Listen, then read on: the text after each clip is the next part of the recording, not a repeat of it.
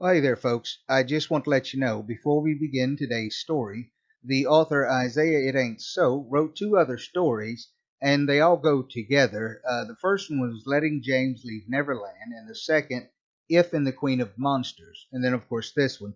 I suggest you listen to them in that order, but whatever order you listen to them in, they will still make complete sense. The links to the other stories are down below in the comments. Also, don't forget to like, subscribe, comment, and, well, let's start. I started my trip to Mississippi sitting cross-legged on the floor at LaGuardia. It was late November and the terminal was bustling.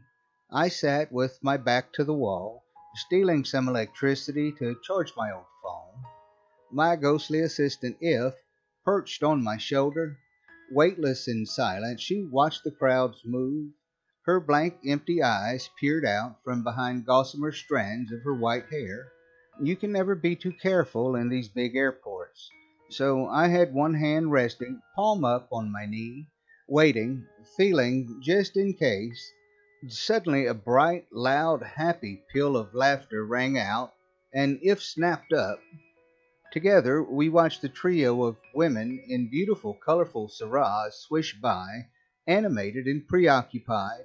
They made me smile. I've always loved sarahs, but so far, Father Scott's never sent me anywhere out east. Another time, maybe. I can take the monsters in India, right? I was headed out on a side job to somewhere a little ways outside of Jackson, Mississippi. Some hot-headed realtor had a property he couldn't sell, took a bet that was costing him money, and hired me to see if I could clean the house. Jackson's not too far from home, so I squeezed the job in, figuring I'd be back to New Orleans by Christmas. Our boarding call was announced. I unplugged, nodded my goodbye to If, and hefted my bag onto the shoulder she vacated. I have no idea how she gets around. I don't usually ask. I just know she doesn't like airplanes, and she'll be wherever I'm going. She floated lightly over a chair, her tattered sleeves fluttering, and she was gone. The job itself was pretty straightforward on paper. Someone died and wouldn't leave. They do that sometimes, usually the ones who die mad. But we've been over this, right? The souls aren't meant to be without bodies. They're not supposed to stay here after their time's up. The longer they do, the worse they feel. Anger, sadness, and longing take over, polluting and damaging the soul. Eventually, someone like me comes in to deal with the result. As I went over my notes, I started to think I might not like my client. I try not to develop prejudices because this is a strange business. People don't like having to hire me at all. I know this isn't like pulling up a web page and bringing in a roofer. There aren't review sites for people in this line of work, and I'm not on Angie's list. I get that this is abnormal, but people sometimes treat you badly, even if they need you, and you can usually tell by the emails if the job's going to come with a side of snark. I sighed as the plane touched down in Jackson and hoped I'd be wrong. I was right. He held up a sign with my name on it. His expression twisted into an unpleasant sneer as I approached. "Allentan?" I asked, extending a gloved hand. An enormous, toothy, phony smile erupted across his face, stopping short of his eyes. I felt If's presence on my shoulder a second before he shook my hand hard. "Welcome to Mississippi, Miss Wren. Allentan. It's a real pleasure to meet you." He pumped my hand vigorously up and down like he'd just sold me a car. That inane smile screwed into his cheeks. I was glad I kept the gloves on. I can forgive a schmarmy dude. Some people are just like that. But then he greeted the empty air beside me with a low, sweeping bow. "This must be your assistant spirit," he said, in a tone just patronizing enough to let me know he didn't think anyone was there. I mean, to be fair, she wasn't there. If leapt from my shoulder and rested herself on his back. She weighed him down, making herself heavier and heavier until he sagged forward onto his hands and couldn't straighten back up. "What in the hell?" he exclaimed. Trying to keep his balance, he sputtered and stumbled as she pressed him down, and when he hit his knees, she looked up at me. I shrugged. If's not evil, but she's not an entirely benign being. I do not control her. I don't even know where she came from. She's been with me since I was a kid, and her appearance never changes. I can describe her with my eyes closed because I can still see her then. There's no color to If. She's all black and white, and she might not even be a living person. She has no eyes, no hands, and no feet.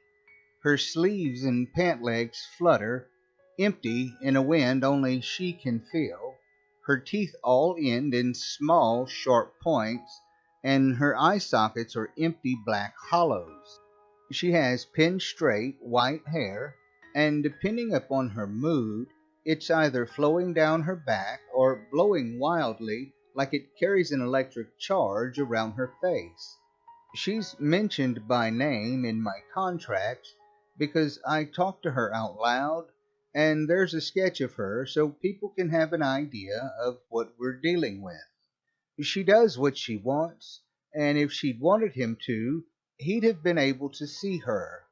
He kinda just decided to be rude. I nodded, a tiny jerk of movement, and with a wide grin she stepped lightly off the realtor's back. Freed and embarrassed, he threw his hair back and brushed his hands down the front of his suit while he composed himself. With a strained, tight-lipped smile, he suggested we head out, and I followed. This guy's car suggested to me that he wasn't as successful a realtor as he claimed, and as we bounced down the road, I went through the file he gave me. The story was, there were 3 fallen trees behind a charming old house out in the country, and a ghost haunting them wouldn't allow anyone to do anything with the property. The trees couldn't be touched. Any attempt to cut or move resulted in equipment breaking and people getting hurt. "How long have the trees been lying there?" I asked after a while, wondering if it would be rude to try to adjust his heater, if there even was a heater. "Since the 80s, he replied. "Jeannie Taylor died in the winter of 1985. Stephen kept the house for another few years after he married Michelle, but when Jeannie came back, he sold the house and never looked back. About a month or 2 later, the trees just fell down dead. Now they're out there ruining the view from that deck, and nobody can do anything with them. It ruins the whole house, her being out there, and she doesn't even go in," he complained. I chuckled. "Yeah, and I bet dying really ruined Jeannie's day." "Well, she's had her pound of flesh by now, hasn't she?" Steering with one hand, he reached into the back seat and grabbed a folder. "She's injured or terrorized countless innocent people on the property for over the past 30 years now. I might be the only person in this town who hadn't seen her. I don't take pictures, I'm an agent." He gestured at me with the folder, keeping it clamped tightly in his hand. "I had Marina take those for you last week, but she didn't look at them. The fellow at CVS said she's definitely there. Hold it." Kind of like he angled the folder away from himself before he let me take it. And he noticed my smirk. He didn't mention it. I guess he was serious about not looking. I held on to the folder as we pulled into the neighborhood. There were 3 very 80s looking houses at the end of a long road, spaced oddly. The neighborhood had been started and never finished. It was a gorgeous day for such a macabre trip. The sun shone brightly over the skeletons of houses that nobody wanted to stay in, and at first everything felt fine. Janine Elizabeth Montgomery Taylor had spent her first and only year of her marriage in a cheery blue split-level ranch house with huge windows, a rolling front lawn, and 3 fireplaces. It seemed nice until I felt If's quiet presence over my shoulder. There's a lot of anger out there. I don't see her yet, but this is going to be heavy. Alan parked in the driveway beside the house. I opened the folder and started with the photos. There were first just the trees with no sign of our ghost. I flipped to the second, third, and fourth, still trees. I thumbed through all 14, watching Alan fidget in his seat out of the corner of my eye. I flipped back to the beginning, about to ask if the kid at CVS had played a joke, when a smudge appeared in the third photograph. Just above the falling logs was a gray wisp, which sharpened over the next few pictures. By the 7th one, I had a clear image of her. Half of Jenny Taylor was pretty once. The other half was soaking wet, smashed, and dark. She leaned onto her broken side, her hair hung down from the crushed side of her hair, her mouth twisted in a permanent grimace. She hunched next to the middle log, one hand on the wood, the other balled into a fist. Photo 8 was the same. Photo 9 showed her a bit closer. She was missing a tennis shoe. Photo 10 had her complete clear of the fallen trees, looking directly into the camera with her cold, sad, intact eye. Photo 11 had her halfway across the yard. I turned to Alan. "Didn't you say she stays near the trees?" "She does," he snapped as I looked at the last 3 photos. In the last one, all that showed was what used to be Jenny Taylor's other eye. She doesn't come near the house. That's why we parked the car clear over here. I'm not looking at those pictures, so... oh my God! Lord Jesus! Beside the car, bent at the waist to look into my window, was Jeannie. If recoiled into the back seat, oh, she is mad. Jeannie's good eye was huge, and half her swollen face was pulled into a cruel, delirious smile.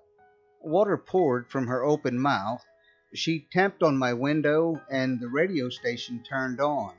"Stand By Me" poured out of the speakers at a deafening volume, and the locks snicked open. She opened my door and leaned in close to me. I met her vacant, unblinking gaze directly, but the blast of her energy was like someone pressing icy metal to my skin. Once I got out of the car, she was going to make it hard to leave, but I knew I was going to have to get out eventually. Her anger was huge, and beside me, Alan Tan began to cry. If climbed up into the front seat to shield Alan from the strong, horrible cold of Jeannie's wrath. It washed over us in thick, nauseating waves, oily and freezing. At the sight of If, Alan didn't even scream.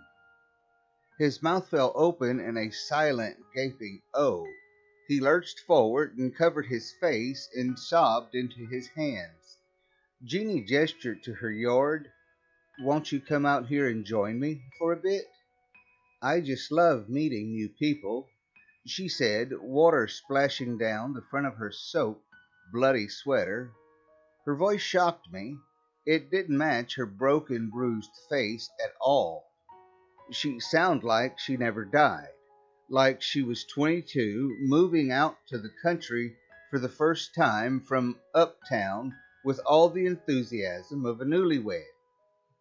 As angry as she felt, her words sounded normal. The contrast was jarring. "Let him be, Jeannie," I managed. She craned her neck to look at him around me. "Oh, him. I thought we were friends. After all these times, he keeps coming back here, bringing me company. Aren't you going to say hi, Mr. Tan?" "He's wet his pants," said If, as Alan continued to cry.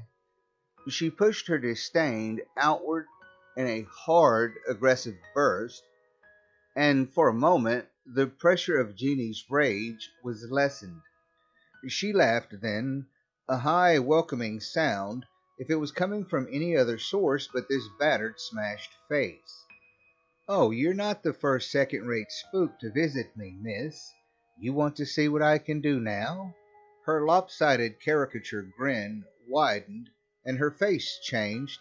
She shrank, and her features contorted and swelled, contracted and shifted until she looked to be about 10 years old. Her gruesome injuries looked far worse on such a young face, but when she spoke, I winced. "Do you think I'm pretty?" she asked in a voice that was low, old, and ghostly. "Other people have been here," she warned, "taught me things." She changed her face again, her skin rippling and shrinking until she looked to be about 4 or 5. "I heard you don't like kids," she told me in her old, dead voice. She was right. I don't. It's never a good sign when they know something about you, but there are worse things, and disgusted with myself, I got out of the car. Immediately she swept me into the air in a massive gust of wind, and she brought me down hard onto the trees. I threw my arms out to catch myself, but she threw me around, hitting my shoulders and hip on invisible obstacles, caught a foot and twisted it hard. She finally dropped me down, face first, on the base of the trees nearest to her. My cheek struck a knot in the wood, and when I got up, it was slowly. "That's kind of like how I feel," she told me, clapping her hands and morphing back into her adult self. "But I got hurt worse, see? More blood, and I died." Back in the car, Alan was wailing in big, hiccuping howls. He tried to start the car, so If stalled his engine, and he stomped hard on the gas while pounding the steering wheel in terrified desperation. Jeannie's face twisted into a scowl. "I didn't take you for a coward, Mr. Tan," she sneered coldly. She turned back to me. "Never pick a cowardly, spineless man," she said, holding up her left hand. Her engagement ring glittered merrily there, in bright defiance of her current state. That perked me up. She didn't know I was married. That was good. I cast a look of derision and scorn at Alan Tan's hysterical figure, and watched as If climbed onto the roof of the car, looking concerned. I gave her a subtle thumbs up, wiped some blood off my lip, and said to Jeannie, "All of them are cowards. How about I just stay single for a while and spare myself some heartache?" A host of emotions crossed her face, and she settled on sad. Her good eye sharpened from its maniacal wideness to a thoughtful quiet, and she sat down. I watched her quietly, and in moments her presence changed. Her aggression waned, slowly at first, and then suddenly it was gone. She picked at the leaves on her sweater and ignored me for a little bit. She seemed so human in those few minutes, I didn't want to break the silence, so I waited. "Sorry I dropped you on your face," she said at length. "I'll be okay," I assured her. I studied her face as she kept her eyes down. "You feel like talking, Jeannie?" She winced at her name. "You're going to sit here and talk to me like I'm not dead." I shrugged. "Not your fault." She looked up sharply then, regarding me cautiously with her good eye. "You're not acting like I expected you to." "I got holy water in the car, if it'll make you feel more comfortable," I deadpanned. Shaking her head, she rubbed one arm briskly with her palm, as if to warm it up. "People have tried that. I'm not a demon." "No." Reaching down to a pile near me, I selected a leaf and offered it to her. She swept it into the air, where it twirled and spun for a bit before fluttering back down to the ground. She was quiet again, but her silence was feeling a little more companionable. "What are you still doing here, Jeannie?" She grimaced again. "I don't even like it here. I didn't want to come all the way out here. I hate the country. I'm from Boston. Did they tell you that? I met Stephen at Harvard." I shook my head. Nobody had mentioned Harvard. Stephen brought me out here and said I would love it. He said it was what we needed, fresh air and space. What he meant was fresh air and space to cheat on me. Her face hardened at the memory. We came out here to plan our wedding, and I said, I can do this. People are so nice out in the country, and it'll be so romantic, just the two of us. Well, it wasn't romantic, and there was nobody out here to be nice to. It was just me. When Stephen's co-workers would come to the house, which was all the time, they all acted like I wasn't there. The only person who acknowledged me was Michelle. She was my only friend. My friend, she said, making air quotes with her fingers. He would have Michelle cook for everyone because she knew what they liked. When I told him I could learn, he said it was better that she do it because she was from around here and knew Southern cooking. She said she was making it easy on me, and I believed her. So thoughtful of her, right? Jeannie twisted her fingers in her lap. Our first Thanksgiving here was a disaster, so she came to help us get ready for Christmas. We were decorating, and she said, go get us some mistletoe from out back. I'd never even seen the stuff, but I didn't want to look dumb, so I just went. I figured I'd say I didn't see any when I got back. I walked for a good while. She paused. It makes me sick to think about it now. I can only imagine. Pain flashed across her face, and she started to say something else, but changed her mind and went on. When I got back, they didn't hear me come in.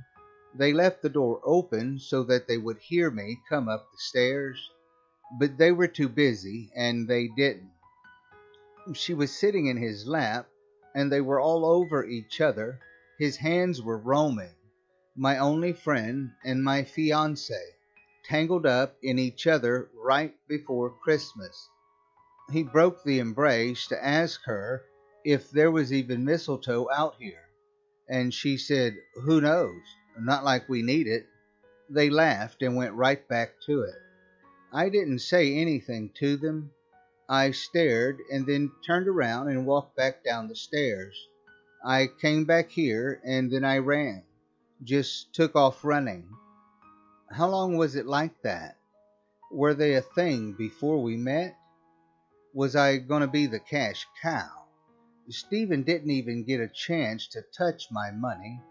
He never even found out that I caught them, because all my running, I didn't know where I was going.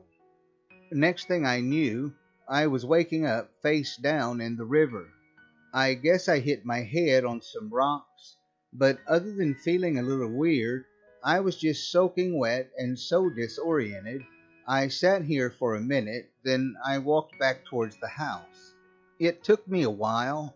Everything looked so wrong. Nothing was familiar. Eventually, I made it back, and by the time I got here, I was fuming. I was going to tell Stephen the wedding was off, and if he thought I was some stupid city girl who would brush that under the rug, he was wrong.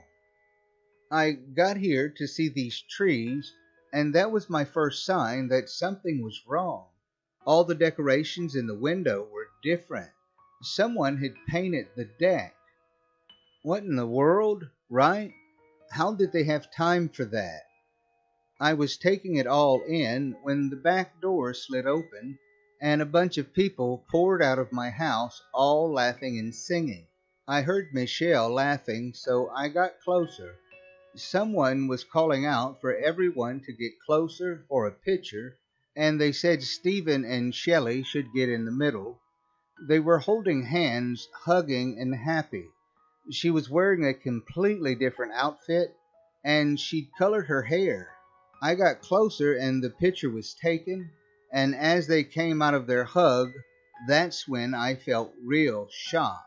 Michelle was pregnant, huge round belly out to here. Jeannie gestured with her hands out in front of her. I was so confused at first. I thought, dang, how hard did I hit my head? This is crazy town. I am imagining this. She fell silent with her hands in her lap. I looked back up at If, who was sitting with her elbows on her knees, resting her chin on her sleeves. Her hair fluttered lightly in the wind, the real wind, and she sent slow pulses, encouraging feelings of comfort in our direction. Alan had stopped trying to drive off and had instead curled into a protective ball facing away from us, with his arms wrapped around his head. Jeannie followed my gaze. I haven't met anyone like her before, she commented. Neither have I replied, turning back to her. Although I can't say I've met a lot like you either. What do you mean? Jeannie leaned back and closed her eyes as if waves made their way to us. I watched her seem to inhale it all in, and as battered as her face was, she looked peaceful. Finish telling me about you, and then I'll tell you about you. She opened her eye, and her sadness washed back in. She seemed to fall into herself on the exhale as she went back to her tale. Oh, I hit my head all right. Right after I saw Michelle's belly, someone started to scream. I mean, just shrieking at the top of their lungs. Someone else waved at the Polaroid they'd just taken, yelling, "It's Jeannie! It's Jeannie in the picture! She's in the picture!" They all turned, and I looked down. I was floating 10 feet up at the same level as the deck. They didn't seem to see me standing there, just in their picture. They were passing it around and shouting and carrying on when Michelle fainted, so I went right past them into the house. It was a whole different place, all different decorations. All my stuff was gone. The carpet was new. When I saw the calendar, I felt like I was going to faint myself. It was a different year. It was 1985 when I came out here, and it was Christmas 1990 when I made it back. Then I saw myself in the mirror. My face was so smashed. My hair was stuck to my head. My shoulder was all collapsed in like this, and water was coming from my mouth like drool. I was grotesque. Everybody at the party was clamoring and screaming. Someone was calling 911 for Michelle, but all I wanted to do was to pass out again. I came back out here, and I was going to go back to the river, but I was lost for 5 years. How long was I going to get lost again if I went back out there? 10 years? Forever? So I sat down here and I cried. I realized that I was dead, really dead. Stephen married Michelle, moved her into my house, and I was sitting here, dead, in their yard. Stephen and Michelle never came back. They sent a moving company for their things, and I heard from one of the movers that she'd lost the baby. They said it was my fault. She stopped and looked me in the eye, her fist held tight and defensive in her lap. I never ever meant for that to happen. I wouldn't have wanted that, even if I'd lived. I stayed quiet and just nodded. I wouldn't have come here if I'd known about Michelle. I wasn't stupid. I loved him. I believed that we could make a life out here and be happy little farmers, like he said. If he wanted money, he never brought it up to me. He was successful on his own. But if it wasn't about that, why bring me out here at all? I figured now it had to be that. Why laugh about me like that if he ever actually loved me? What was the point? But the baby. I would have given him all my cash my parents ever had if it meant avoiding this. I wouldn't have killed a baby. But when I heard those men say that, like I was some kind of monster, I just started screaming. I never did anything right out here. but to be blamed for that was too much. All I did was go for a long walk for some damn mistletoe, and when I got back, I was being blamed for killing a baby and ruining their life. How big a leap is that? How is that fair? So I screamed so much, these trees all died. I screamed at everybody who came here because they got to leave and I couldn't. I screamed so much, nobody ever moved back in. But I couldn't stop. I was stuck here in this yard because I wasn't brave enough to go anywhere else. That's their house. They lived in it longer than I did. They moved on and built a life. They got to get married. I didn't even get that. She pounded her fist on her legs, emphasizing her words. Her shoulders shook visibly. Her chest heaved like she was struggling to catch her breath. I was stuck here, she said after a minute, in this sweatshirt, these pants, this stupid, useless ring that I can't get rid of. She stabbed her hand out in front of her, the diamond ring shining cold and bright on her finger. I can't change, and I don't know how to leave. Where is heaven? Did the baby go to heaven? Why didn't I? Am I buried somewhere? Did Stephen bring Michelle to my funeral? I have no idea. I'm just here. She put her face in her hands, but she didn't cry. I didn't even have words. This was the most the ghost had ever said to me. I popped my thumbs and sat there thinking. Usually by the time someone calls me, the soul has devolved so much it's barely anything conscious. It's usually just energy rolling around wildly trying to cause pain equal to its own. Jeannie had been out here for over 30 years, and she was sitting here on a falling tree, sad about her ex's new wife's miscarriage. Fresh souls aren't even like this. They spend a lot of time in shock. She was so reasonable. I mean, where's heaven? I don't know. I'm not actually Catholic. I just work for them sometimes. I know angels and demons are real. I know souls are real. But heaven, never been. I rubbed my hands over my face for a minute, trying to gather my thoughts. I should have brought a therapist with me, or a priest. This was above my pay grade. I took a long, slow breath, and when I looked over at Jeannie, she was looking up at me curiously. Other dead people come through here sometimes, she said, studying me.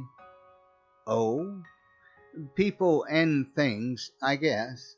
I don't know what they all are, but sometimes people who have died walk through here and talk to me. That's how I learned about you. Sometimes I can feel things, but not see them. I hope to see my parents for a little while, but I don't think that's how it works. She waited for me to clarify. I've been doing this job for about 10 years, and I'm still not sure how it works, I admitted. There are a lot of things. You're unique so far, and someone who's been through so much, you're still you.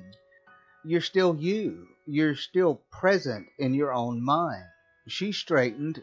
Go on. When we die, our souls separate from our bodies. That much I do know. People who come back from being dead for a few minutes are able to do that because their soul has pulled away but not come apart. They detach and kind of shrink when we die in such a way that they can never be put back together. Not really. They don't fit right anymore. Picture trying to put a peel back on a dried orange. You can put a soul back into the body for a little while, but the body won't be alive. It'll just be animated for a little while, and the body will continue to die. Some people can move a soul aside a little bit and take control of the soul's body without killing it. but then it does start to kill it, but that's different. Anyway, the soul cannot exist. Well, it usually can't outside of its intended body and its intended lifetime. It breaks down like our peeled orange. Is this making sense? I asked. I've never tried to explain this before. She nodded. It happens at different rates, but all souls break down. They can't stop existing altogether, but they can rot and become a completely different being than the person they were when they were alive. They usually try to hurt people because they're in so much pain, they try to push it out. Some try to steal bodies, some just cry, some kind of forget they were supposed to move on and they just roam. Some get angry and try to keep things the way they were. I think you experienced this back when people were trying to move these logs. I stopped when I saw her cringe. After a pause, she asked, "Are you going to make me leave?" I shook my head. "Not like you're thinking. I can help you get out of here if you're ready. You really shouldn't stay here, Jeannie. Christmas is coming, and if you stay here, you're just going to keep hurting. I don't think you can hold your soul together forever, no matter how strong you are." She laughed, but this time it was a sad, mirthless laugh. "It's always Christmas here," she said, waving her hand in a wide gesture at the house and yard, "and it always hurts." She let her hand fall and turned to look at the woods. "I think I need to go in there," she said. "It's the only place I haven't tried." "I think you're right." We sat together for a few minutes, each in our own thoughts. If watched us intently from her spot on the hood of the car. After a bit, she nodded to me, and I stood up. Jeannie followed my lead, and together we walked towards the forest. While we walked, I took off my glove to feel the air. She watched as I touched a couple of trees, scooped up some handfuls of dirt and leaves. A few rocks I threw out came whistling back until I threw the last one that fell with a soft thud. We headed in the direction, and when I found a spot that felt right, I pointed. "You'll know when you see it," I told her. "Start here." Jeannie held a hand out tentatively, and she smiled. "I feel it," she said. She seemed to forget about me, enraptured by what she felt. She took a slow, deep breath, as if to steady herself, and started walking.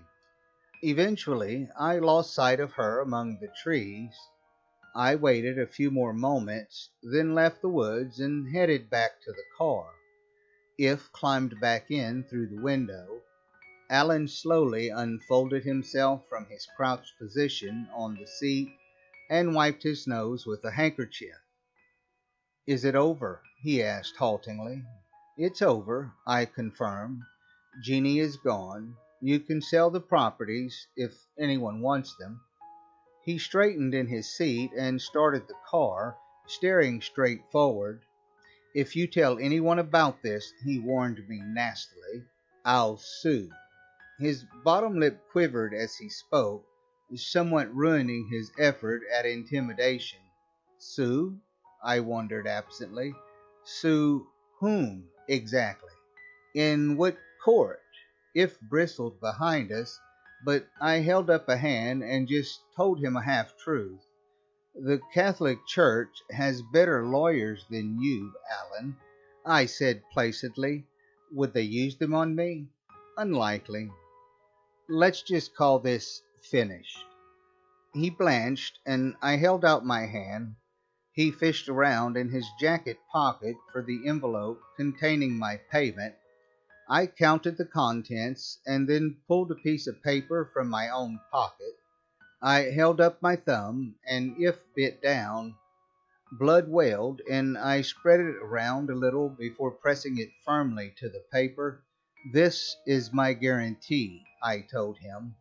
"If Jeannie were ever to return, which she most definitely will not, you press this with your palm, and I'll know I need to come back.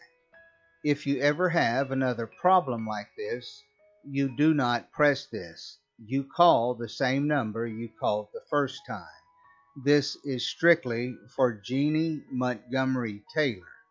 If you or anyone else should press this for any other reason but her, it will come alone, and you will be very unhappy. Are we clear?" For a minute I thought he was going to tell me to get out, but then he looked in his rearview mirror, and there sat If, her gleaming, sharp, bloody teeth bared in a menacing grin. She waved her tattered sleeve ends at him. He yelped, nodding rapidly, and backed the car out of the driveway. We rode back to Jackson in silence. But now that I've told y'all, I guess I'm getting sued.